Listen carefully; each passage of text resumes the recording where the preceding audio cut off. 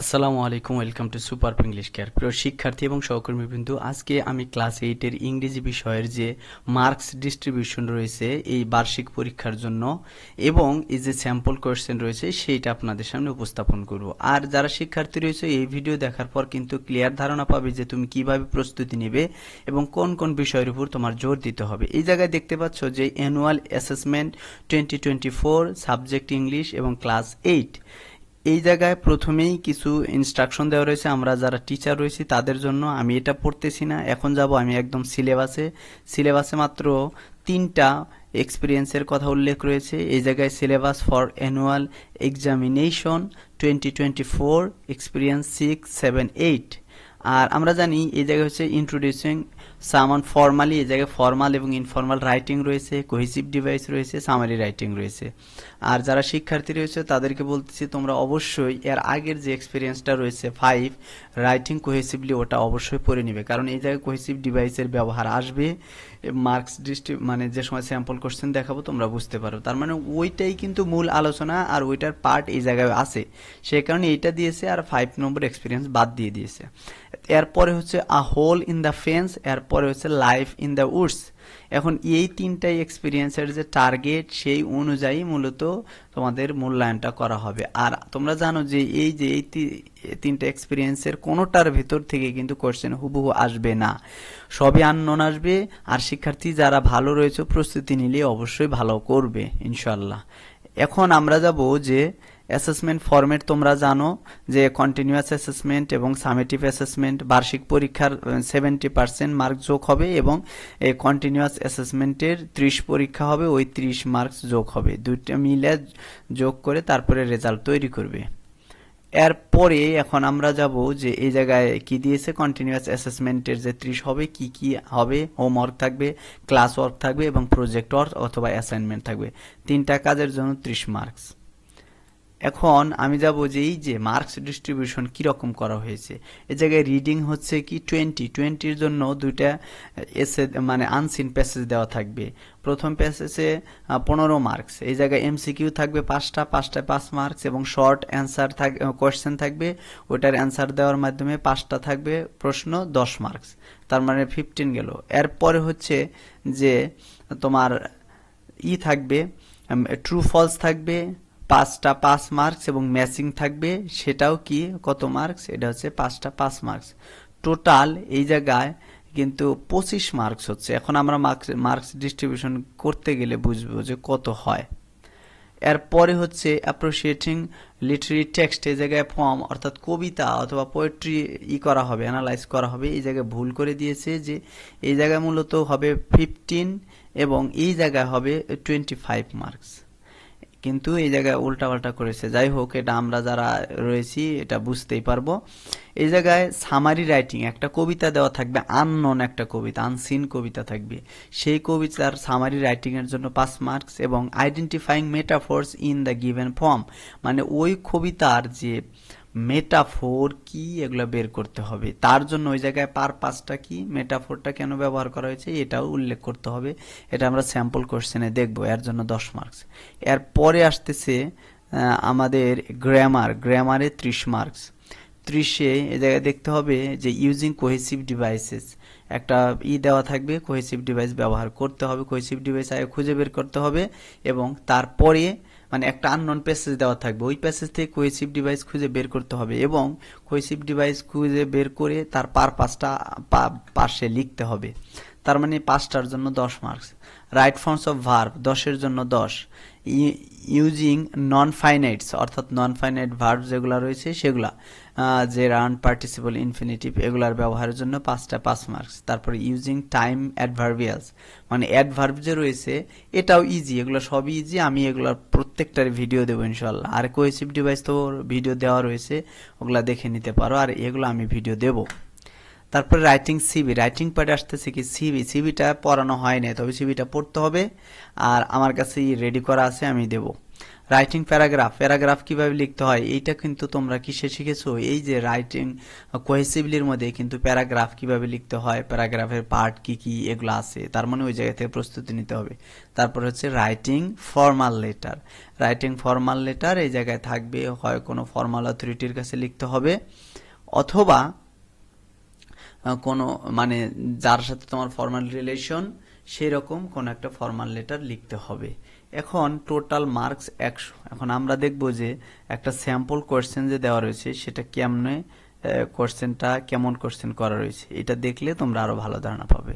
এই জায়গায় এর আগে আমরা পড়ে এসেছি, এই জায়গায় একটা দেওয়া রয়েছে, একটা প্যাসেজ দেওয়া রয়েছে, বলা হয়েছে read the following story and answer the questions that follow.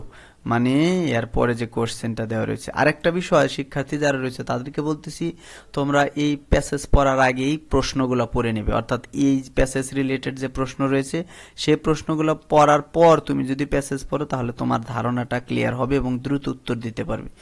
আর এই কারণে এই কাজটা করবে, কারণ কি, নইলে তুমি আগে একবার প্যাসেজ পড়বে তারপরে প্রশ্ন পড়ার পর আবার প্যাসেজ পড়বে, সময় পাবে না, যেহেতু তোমরা এর আগে এরকম রিটেন পরীক্ষা দাওনি। তার মানে 15 মার্কস গেল। এরপরে আমরা আসতেছি যে এই জায়গায় এমসিকিউ 5টা, এরপরে হচ্ছে ওই ইয়ের উপরই 5টা ওপেন এন্ডেড কোশ্চেন দেওয়া রয়েছে। এগুলো কোশ্চেনের জন্য 2 মার্কস করে টোটাল 10 মার্কস। এরপরে আসতে দুইয়ে আরেকটা প্যাসেজ দেওয়া রয়েছে। এই প্যাসেজ কি, ট্রু ফলস এর জন্য 5 মার্কস, এবং এরপরে কলাম এ এবং কলাম বি রয়েছে, এইটা হচ্ছে 5 মার্কস। এইটা কিন্তু দেওয়া রয়েছে, আগে অবশ্যই বুঝতে হবে। বলা হচ্ছে read the text again and match the things in column A with their characteristics in column B. এক পাশে কি দেওয়া রয়েছে, থিংস এর নাম অর্থাৎ বিষয়ের নাম দেওয়া রয়েছে, আর এক পাশে এর ক্যারেক্টারিস্টিক্স কি সেটা দেওয়া রয়েছে। এটা মিনিং গুলো অবশ্যই বুঝতে হবে, মিনিং বুঝলে শিক্ষার্থী যারা রয়েছে অবশ্যই পারবে, সেই কারণে ভোকাবুলারি বেশি বেশি করে পড়তে হবে। এরপরে সি রয়েছে, সিতে কি, read the text again and write the summary of the text in your own words. The following points must be mentioned in writing your summary. আমরা জানি সামারি রাইটিংও কিন্তু তোমরা শিখেছো। সামারি লেখার জন্য যে পয়েন্টগুলো খুবই গুরুত্বপূর্ণ সেটা বলা হয়েছে focus on main idea, main আইডিয়ার উপর গুরুত্ব দিতে হবে। ইউজ অফ ওন ওয়ার্ডস, মানে তুমি কি করবে, শিক্ষার্থী যারা অবশ্যই নিজস্ব শব্দ ব্যবহার করবে, সিনোনিম, তারপরে অ্যান্টোনিম, এইরকম শব্দ ব্যবহার করে করে লিখতে হবে। স্ট্রাকচার চেঞ্জ সেন্টেন্সের। কিপ ইট ব্রিফ, ছোট করতে হবে। আর এটার দৈর্ঘ্য কতটুকু হয় আমরা জানি যে মূল যে টেক্সট থাকবে তার 3 ভাগের 1 ভাগ থেকে 4 ভাগের 1 ভাগের মধ্যে লিখতে হবে। মেইনটেইনিং দ্য অরিজিনাল মিনিং, মানে মিনিংটা ঠিক রাখতে হবে, অর্থ পরিবর্তন করা যাবে না। এরপরে 3 নম্বরে যেটা থাকবে, 3 নম্বরে থাকবে একটা কবিতা, কবিতার মধ্যে 10 মার্কস। এই জায়গায় একটা কবিতা দেওয়া রয়েছে, এই কবিতা বিশ্লেষণ করে এই জায়গায় দেওয়া রয়েছে যে মেটাফোর বের করতে হবে, লাইন অফ দ্য ফর্ম মানে যে লাইনের মধ্যে মেটাফোরটা আছে এটা বের করতে হবে। তারপরে কম্পেয়ারিং পারসন অর থিং, যাকে তুলনা করতেছে এবং যার সাথে তুলনা করতেছে এবং কেন তুলনা করছে সেটা দিতে হবে। তার মানে এই ছক পূরণের ফলে তোমার পাবা 10 মার্কস। এরপরে আসতেছে গ্রামার, গ্রামার 30 মার্কসে আসতেছে কি, যে এই জায়গায় দেখলাম যে read the following passage and identify 5 cohesive devices used in the text and analyse the purpose of using them in the sentences.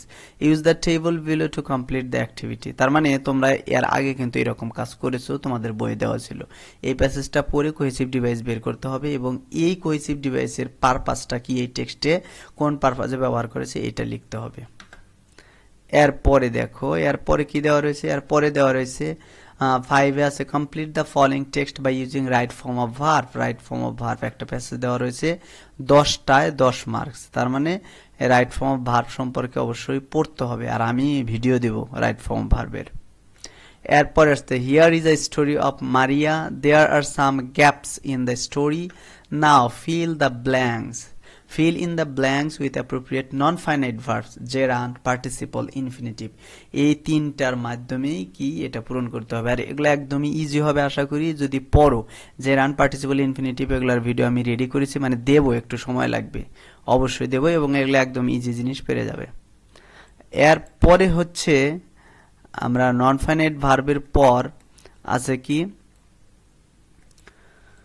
Non finite ভার্বের পর আসতেছে আমাদের নাম্বার 7-এ আসতেছে read the following sentences and identify time adverbials, then write new sentences using the same adverbial for each. এটা হচ্ছে যে adverb কাকে বলে সেটা যদি জানো তাহলে পারবে। অ্যাডভার্ব হচ্ছে যে সকল মানে যে পার্ট অফ স্পিচ কোনো না মানে ভার্বের কাজ, ভার্ব এবং অ্যাডজেক্টিভের কাজ সম্পন্ন হওয়ার অথবা ভার্ব এবং অ্যাডজেক্টিভকে মডিফাই করে, সেটাই হচ্ছে অ্যাডভার্ব। আর এই জায়গায় মূলত টাইম অ্যাডভার্বিয়াল হবে যে মানে শব্দটা কোনো ক্রিয়া সংগঠিত হওয়ার সময় নির্দেশ করে, সেটা হবে টাইম অ্যাডভার্বিয়ালস। আগে এটা নির্ণয় করতে হবে এবং ওইটা দিয়ে বাক্য তৈরি করতে হবে। যেমন স্টাডি এই জায়গায় টাইম অ্যাডভার্বিয়ালস, তুমি একটা বাক্য তৈরি করতে পারো। আবার এভরি ফ্রাইডে এটাও টাইম অ্যাডভার্বিয়ালস, তারপর লাস্ট উইক এটাও টাইম অ্যাডভার্বিয়ালস। এইরকম ভাবে তোমার কি করতে হবে, বাক্য তৈরি করতে হবে। এই জায়গায় নেক্সট উইকেন্ড এটাও টাইম অ্যাডভার্বিয়ালস, মানে কখন অথবা কবে এটা কিন্তু বলা হচ্ছে।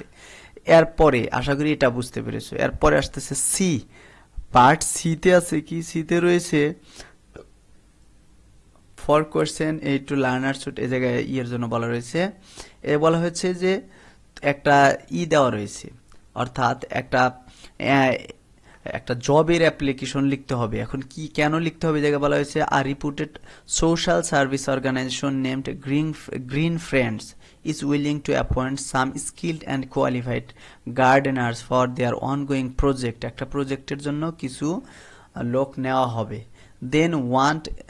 They want eligible and sensible co-mates with SSC and 2 years of working experience in this field who will facilitate and support all aspects of gardening in the project. এখন ওই প্রজেক্টের জন্য ধরো তুমি একটা সিভি লিখবা। এই জায়গায় বলছে if you think you are a suitable and qualified candidate for this post write a CV for the job. এখন এই যে এই সিভিটা কিভাবে লিখতে হবে বলা হয়েছে, the following points must be mentioned in your CV. সিভিতে কি কি অবশ্যই থাকবে, create a header with contact information, include career objectives, এগুলো সিভির সবই part. provide educational details, provide your relevant skills, describe your personal information and personal attributes, give 2 references, এগুলো অবশ্যই থাকতে হবে। আর এগুলোর জন্য মার্কস আছে, এক একটার জন্য কত মার্কস এটা রুব্রিক্স দেওয়া রয়েছে। এরপরে হচ্ছে read the story below, try to assume the topic of the story, then complete the activity that follows. এখন এই জায়গায় একটা স্টোরি দেওয়া রয়েছে, এই জায়গায় একটা প্যাসেজ আকারে দেওয়া রয়েছে। এরপরে বলা হয়েছে কি যে now write a paragraph on the cause and effect of early marriage in Bangladesh in 115 ওয়ার্ডস।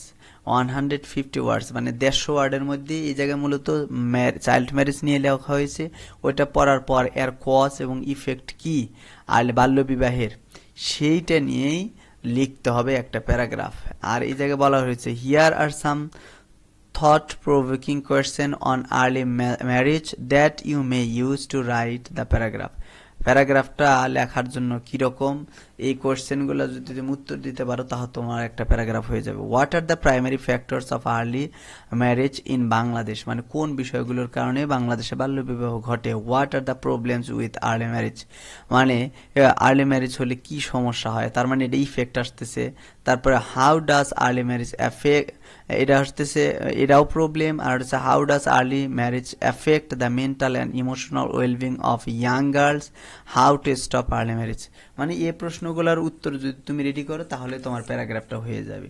তার মানে তোমার অনেক কিছু দিয়ে দেওয়া হবে, যারা শিক্ষার্থী রয়েছে কিন্তু নিজে একটু লিখতে পারলে ভালো করেই নাম্বার পেয়ে যাবে।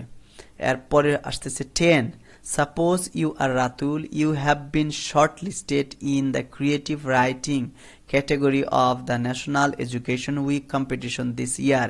In this case you will need a forwarding letter. Forwarding letter বোঝো যে কোনো একটা প্রতিষ্ঠানের পক্ষ থেকে গেলে ওই প্রতিষ্ঠান থেকে তোমাকে প্রত্যয়নপত্র দেবে, সেইটার জন্য তুমি আবেদন করবে। বলছে now write an application or a letter to the head teacher of your school asking for a forwarding letter. ওই ফরওয়ার্ডিং লেটার তুমি নিয়ে তারপরে জয়েন করবে ওই জায়গায়, সেটাই চাইতে হবে। চাবে কার কাছে, অবশ্যই তোমার যে স্কুলের প্রধান শিক্ষক রয়েছে ওনার কাছে। Your writing must include the basic criteria of a formal letter. বলছে তোমার এই রাইটিং এর মধ্যে অবশ্যই বেসিক যে বিষয়গুলো রয়েছে এগুলা মেনে চলতে হবে। তার মানে এই রকম ভাবেই তোমার প্রশ্নের যে প্রশ্ন করা থাকবে, তুমি এরকম ভাবে প্রস্তুতি নিতে পারো প্রত্যেকটা বিষয়ের উপরে। আর আমরা যে টিচার রয়েছি তারাও কিন্তু এখন বুঝতে পেরেছি যে আসলে আমাদের কোশ্চেনগুলো কিভাবে সেট করতে হবে। আর এই জায়গায় দেওয়া রয়েছে সংক্ষিপ্ত আকারে প্রশ্নের উত্তরগুলা দেওয়া রয়েছে, এগুলো অবশ্য জরুরি না। এই জায়গায় রুব্রিক্স দেওয়া রয়েছে। রুব্রিক্স বলতে তুমি কোনটা লিখলে কি মার্ক, কেরিয়ার অবজেক্টিভসে 4 মার্কস, তারপরে আদার ইনফরমেশন হচ্ছে 6 মার্কস। এইটা বলছে যে কিভাবে লিখতে হবে, এগুলা লিখলে কতটুকু পাবে, সেই কারণে সুন্দর করেই লিখতে হবে। আর এইটা চাইলে শিক্ষার্থী যারা রয়েছে এটা প্রিন্ট করে নিতে পারো, অথবা তোমরা এনসিটিভি থেকে ডাউনলোড দিয়ে মোবাইলে রাখতে পারো, যাতে দেখতে পারো কেমন কি করতে হবে। আর আমার ভিডিও দেখে অবশ্যই বুঝতে পেরেছো এবং উপকৃত হয়েছো। যদি উপকৃত হয়ে থাকো অবশ্যই আমার এই ভিডিওর অবশ্যই একটা সুন্দর কমেন্ট করবে এবং পরবর্তী ভিডিও পাওয়ার জন্য আমার ইউটিউব চ্যানেল সাবস্ক্রাইব করবে এবং আমার ফেসবুক পেজ রয়েছে একটা সুপার ইংলিশ কেয়ার নামে, ওটাও ফলো করে দেবে। আজকের মতো এখানে শেষ করতেছি। আসসালামু আলাইকুম।